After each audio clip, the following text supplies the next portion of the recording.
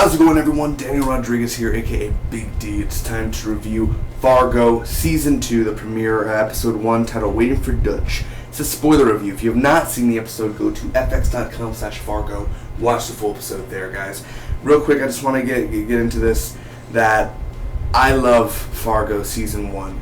It is one of the greatest, if not the best, shows of the whole decade, man, of this new series. It was a hit right from the first minute. The score, the acting, the directing, the writing, everything about it was just marvelous. Excuse me for that. Billy Bob Thornton, Lauren Malvo, he won the Emmy. Billy Bob Thornton definitely deserved it, man. Martin Freeman and the whole other cast, fantastic, man. And that's why I just want to say the promotion here. I own Fargo Season 1. I bought it right when it came out. It's such a freaking beautiful season, man. Beautiful. I need to rewatch it. Saul Goodman was in here as well. Tom Hanks' son. Such amazing. And now Season 2 comes out. We have a fantastic cast, an even better cast, if you could say so, man. Ted Danson, Patrick Wolfson, Kirsten Dunst, Jesse Plemons, the guy from Burn Notice, Nick Offerman. You guys, so much great people. So I just want to get that out of the way that Fargo, it's back, baby, and it definitely feels like a Fargo episode, but yet it has different takes, but it has that Fargo feeling, and that I've missed that feeling for a while, and I do miss the accent, though, whatever. So here we go. They open up, and it's one of the best openings I've seen in a while, man. I always love how FX does like a flashback type of episode, or a black and white. Don't get me started Walking Dead wise, but it's the battle, or the massacre of Sioux Falls. And it's a Ronald Reagan movie. I just totally got scared there. It's a Ronald Reagan movie. Oh my gosh! And he doesn't show up, of course. So they're waiting for Reagan, and the guy's all like complaining, and it's like literally 4 or 5 minute conversation just with one of the Indian actors and New Jersey actor and director. So that's going on. So we meet this family, and it's basically like the mobster family, You got their sons Rye, Bear, and Dot, and then Otto. Otto is like the godfather of the thing, and he has a stroke. So anyway, this guy follows the judge, or excuse me, Rye follows his judge because he has to take care of some business. And they're at the judge, this woman, she's at the diner. It's late at night, and it's called Waffle Hut. Actually sounds good right now. So anyway, he goes up to her, and they do this God and Devil like story. She tells a story, and I love his response to this whole story. He's like, after she tells like the 2-minute story, he's like, "What?" That was my little response when she was saying it. I'm like, what does this have to do with anything you're saying, man? So anyway, she has bug spray, and she sprays it on him and everything. He pulls out a gun. He kills her, kills the cook, and kills the waitress. At least we think he kills the waitress.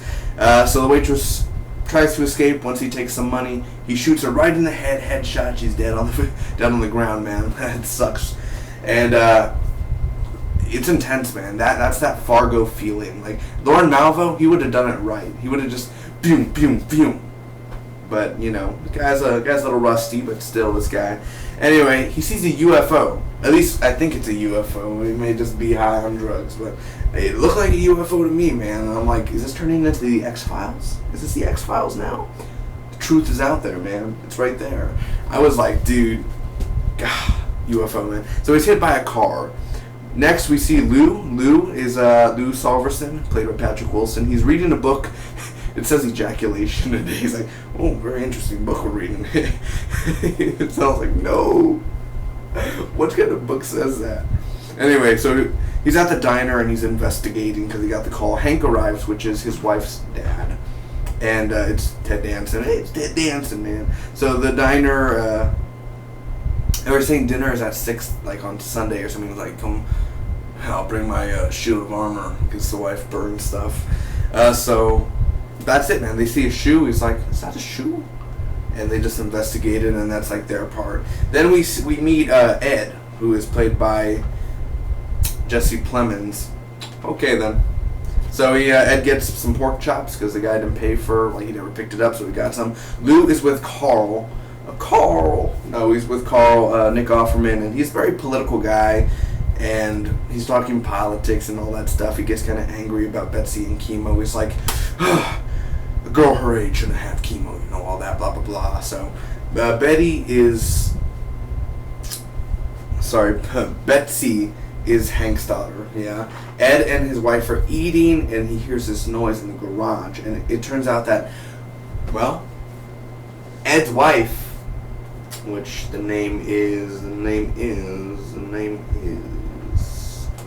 okay, Ed's wife, either way, if once I find it out, I wrote it down, Ed's wife, she ended up running over Rye, so that's why I was like, oh, it connects now, that's how it connects, and I was thinking to myself, I thought she was cheating, I literally thought she was cheating, I'm like, so she threw the water on the ground and everything, I was like, dude, she's cheating, oh man, but I was stupid. It's the guy who got ran over. So either way, the guy tries to attack Ed, and Ed has to kill him. So they're going to clean it up. They're either going to have to leave and run away, or they're going to clean it up and act like everything's fine. They hide the body in the freezer. The FBI is looking at Otto's family. They're kind of digging in, or this, not FBI, but this secret organization thing, and all this, like the police report stuff. And basically they accept to go after them. They say, we approve. What did I think about the episode overall, guys? First off, man, her name's Peggy, by the way. Kristen Dunn's character's name's Peggy. I'm sorry for that. Man, it was how do I say this? It was a great premiere. It wasn't, I wouldn't say it's a season 1 premiere as great. Like, it was close to up there. It's been a while since I've seen the season 1 premiere, but it's great in a sense of a new season and new characters and the writing and the directing. I'll get to the pros first.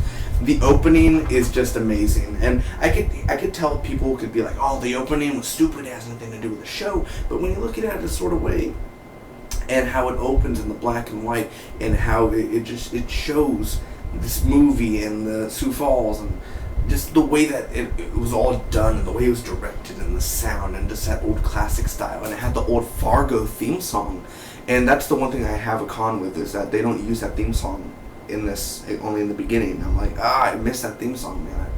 I love it. I love that theme song. So the opening was really, really fantastic, man, and I do have to say, I enjoy each and every single character, from Culkin's character, Rye, to Bear, to Dodd, to Otto, to Gene Smart's character, to Ted Danson's character, to everyone, Ed. Every single character is interesting and is worth having my attention. The dialogue, this is a dialogue-based show as well as story, but just like Mr. Robot, it's all about dialogue. This is about dialogue. You have to listen to the dialogue. The dialogue is what makes the character interesting, what makes it fun. You could literally watch Ted Danson and Patrick Wilson in a diner full of dead bodies for 1 hour of full dialogue, them talking and investigating, and it would be an interesting episode. That's how important the Fargo writers are. I love their writing, man. You could literally, again, watch an hour of them just, oh this guy and that guy. Oh, it works. It works because the dialogue is fantastic. It's an intense episode, man. Is it as intense as, like, Lauren Malvo, Billy Bob Thornton coming after you? No, not that intense, but it definitely has a few scenes where you're kind of, like, in, like, it gets you like that. As well, the whole diner scene, I mean, that's the highlight of the episode, is it not, man? That's the scene, the hammering of the head last year with Martin Freeman, to this. This one's even more intense. Lou and his family, and him reading to his daughter Molly, and, you know, it's good to see that he's a family man. It doesn't show that he's messing around or anything. He's just a nice, we are friendly people, you know, very nice guy. The music in here, the 1979 music, you know, it definitely, it keeps up, man, and I love that type of music. As well as the directing. There's not one shot in here that's horrible. It goes widescreen, and it went small screen, and just the editing, the way it's edited, and the way it's sort of a movie where it's like it has a block and then it divides and then it shows another scene, and that whole editing there was fantastic. It's nothing wrong with it.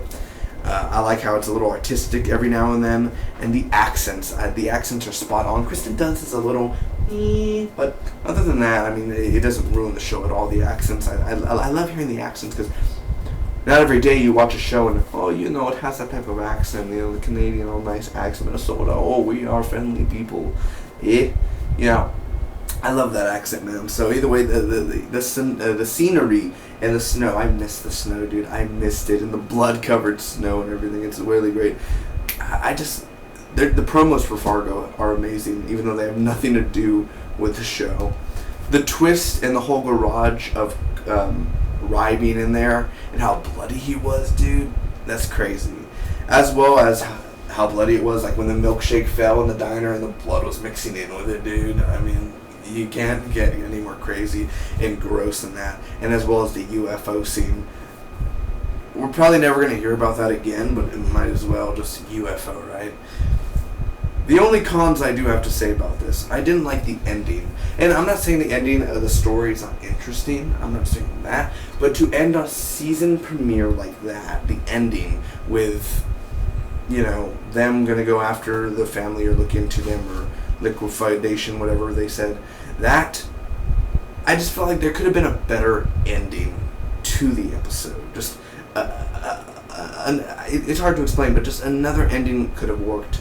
I'm not saying, again, the storyline at the end, fine, for next week's episode, but it was an hour-long episode. I wish it was an hour and 30 minutes, because next week is an hour and 30 minutes. I wish it could have lasted a little longer. It didn't have to end right there. As well, she drove her car with the body on it.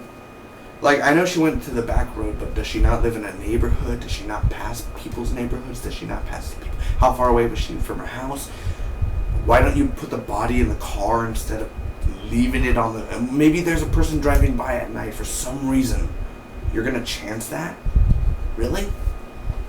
As well, it was slow with the Carl scene with Nick Offerman. It was like slow. B-53. Very slow at that scene, man. It was interesting, and I'm not saying it's boring, and Carl's not a boring character. It's just that scene itself was just out of place with all the others. Ladies and gentlemen, I'm going to give Fargo Season 2, Episode 1, Waiting for Dutch, an A-, secondarily a B+. I think it was a great premiere. Secondarily, it's really a good premiere. Is it better than Season 1, just with this one episode? No, Season 1 still was going to be in my heart the greatest. Can Season 2 surpass it? Yes, it can. It could actually beat it. But I hope it's not a True Detective Season 2. I heard Season 2 wasn't that good. True Detective, I still got to buy it when it comes out and watch it. Don't spoil it for me. But I don't know. I think this sophomore season can really prove its worth. I think it could beat Season 1. I hope it beats Season 1. But that's a hard damn thing to do. So, thanks, guys. Comment down below. Let me know what you think about Fargo. Look down below. There's links to other playlists of other movies and TV shows I review. I'll see you all next week for more Fargo. May Spock be with you. Oh.